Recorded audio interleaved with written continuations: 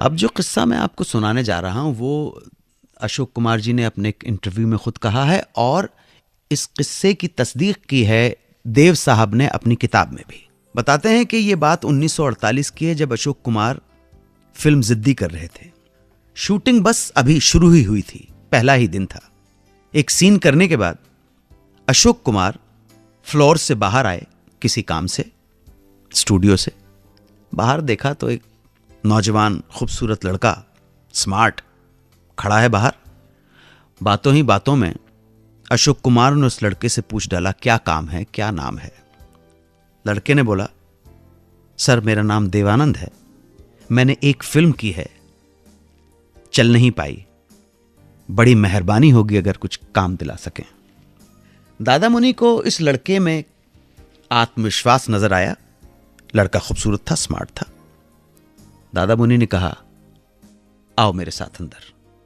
अंदर पहुंचकर दादा मुनि ने इस लड़के देवानंद को इंट्रोड्यूस करवाया डायरेक्टर शाहिद लतीफ से और कहा कि जो रोल मैं कर रहा था वो रोल आप इस लड़के को दे दो।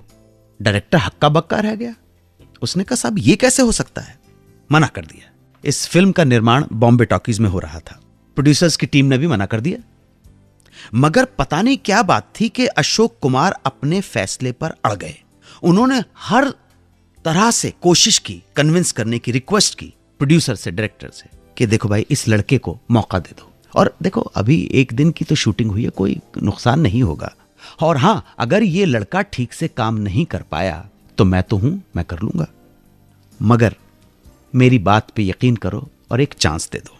अशोक कुमार बहुत बड़े स्टार थे, उनकी जिद के आगे प्रोड्यूसर्स को झुकना पड़ा और देवानंद को उनके कहने पर वो रोल दे दिया गया जो खुद अशोक कुमार कर रहे थे। पहले ही दिन देवानंद ने एक शॉट के 8 टेक दे डाले।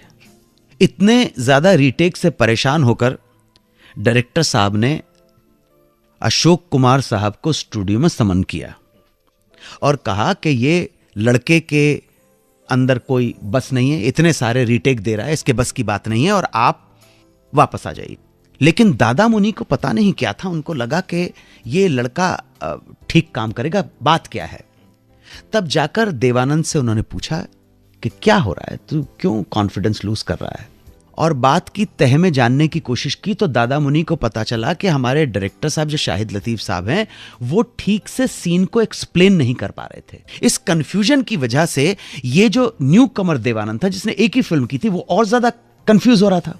देवानंद दादा मुनि के समझाने पर, एक्सप्लेन करने के ऊपर कन्विंस हो गए, आत्मविश्वास बढ़ गया, कॉन्फिडेंस आ गया और अब शॉट्स जो थे सिंगल टेक में ओके होने लगे और इस तरह से देवानंद बन गए अशोक कुमार की जगह फिल्म जिद्दी के हीरो। ये अपने आप में एक ऐसी घटना है जो मैंने कभी पहले इससे सुनी नहीं।